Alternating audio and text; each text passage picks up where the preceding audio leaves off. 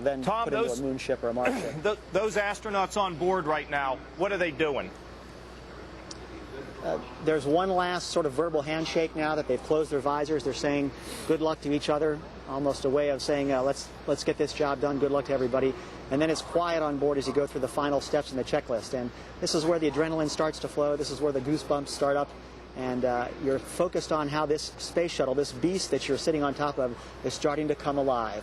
Now, you got to be a real team, I would imagine, Doctor, when you're going to fly a mission like this. So how does it work in terms of assignments? You got the commander of the shuttle, obviously. How does it break down in terms of responsibility at this stage? Well, the two pilots in the front seat, commander and pilot, are the primary guys who are monitoring the instruments, and they'll take control manually if the autopilot has a problem. Behind them is Bob Kirby, the flight engineer, helping Mark Polanski and Bill Oefelein, and those three form the cockpit team that really take care of any problems that might occur. And then the other mission specialists just run checklists to help those folks out if they're needed. And don't forget, there's 16,000 people involved in every shuttle launch, so there's a lot of people on the ground who are keeping a very close on things as well, John. Ladies and gentlemen, just less than 2 minutes to launch. Rick, you've covered a lot of amazing events in your lifetime. Where does this stack up?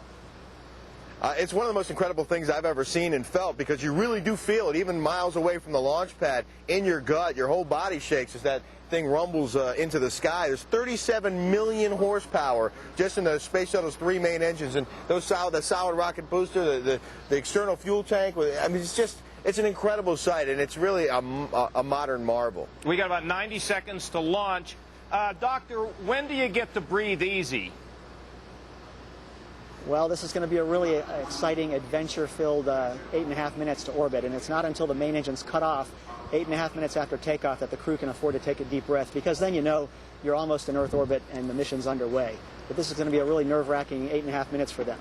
How Under much? A minute now. Now, as this lifts off, Doctor, are they basically just automatic pilot now? Is there much flying by the astronauts?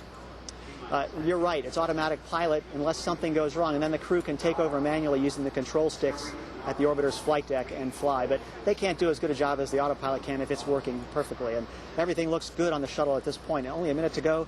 This is really getting focused. And so we're about 30 seconds to go before liftoff. I think we see the main engines really starting to charge up. And Doctor, why don't you just count us down here with about 25 seconds to go. Why don't you walk us through what's going through your mind right now? 20 seconds. 15 seconds to go. The crew is now focused on their flight instruments, and they're waiting for, at 6 seconds, the ignition of the main engines. Let's watch that. We have a go for main engine start. 6, 4, 3, 2, 1. We have booster ignition and liftoff of the Space Shuttle Discovery, lighting up the nighttime sky as we continue building the International Space Station.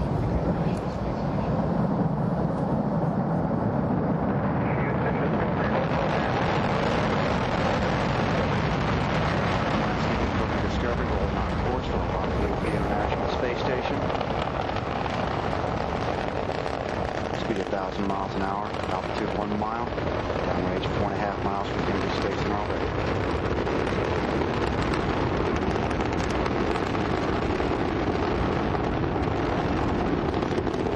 Pretty good engine, throttling back to 2/3 of radius thrust. Passing the air of maximum dynamic pressure, have to go supersonic. View from the external tank camera. Discovery Houston, go and throttle up. Go and throttle up. All systems remaining go for Discovery. Altitude 8 miles. Speed 1,700 miles an hour.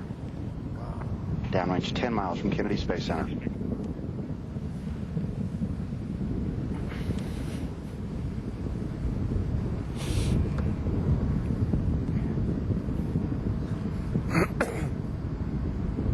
Minute and a half since launch, Discovery already consumed more than 2.25 million pounds of propellant. It now weighs less than half that it did at liftoff.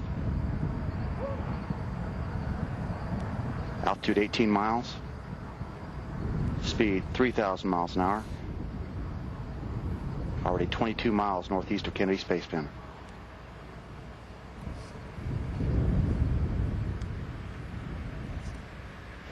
3 good engines, 3 good auxiliary power units, 3 good fuel cells.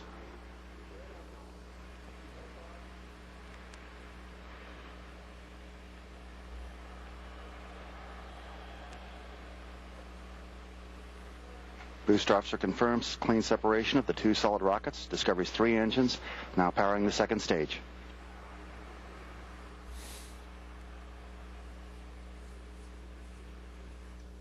Discovery's orbital maneuvering system engines firing now to assist the climb into orbit. They'll fire for about 1 minute and 37 seconds. Yeah. Discovery Houston, 2-engine Marone. 2-engine Marone. That call means Discovery can perform a transatlantic oceanic landing at Marone, Spain, if required. 3 good engines, 3 good auxiliary power units, 3 good fuel cells. Speed now 4,500 miles an hour, altitude 45 miles, downrange 78 miles from Kennedy Space Center.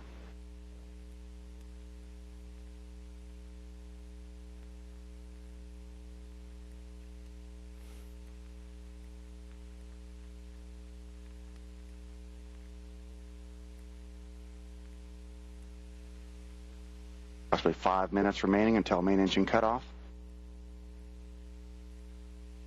Speed almost 5,000 miles an hour, altitude 53 miles, downrange 110 miles from Kennedy Space Center.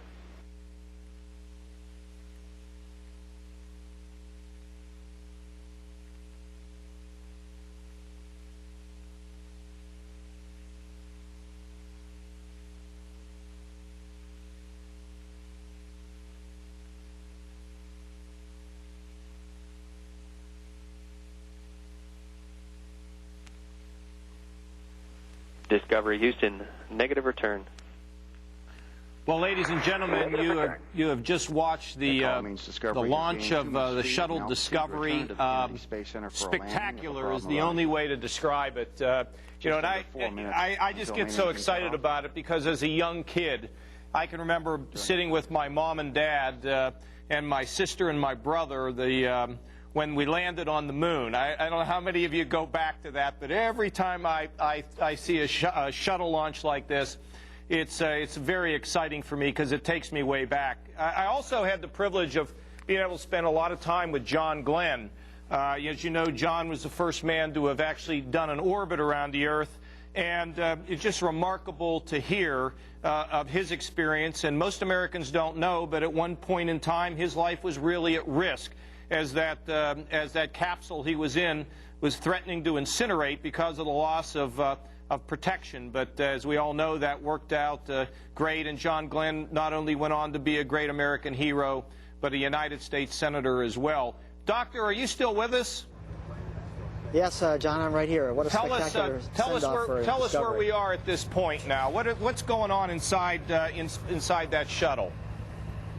Well, the crew is probably about 5.5 minutes into the flight, and they are heading for orbital velocity. So at this point, they're being squeezed back into their seats with about twice the force of gravity riding on those 3 main engines. Mark Polanski, the commander, very focused on how the shuttle's performing on his instruments. And up to this point, everything's been perfectly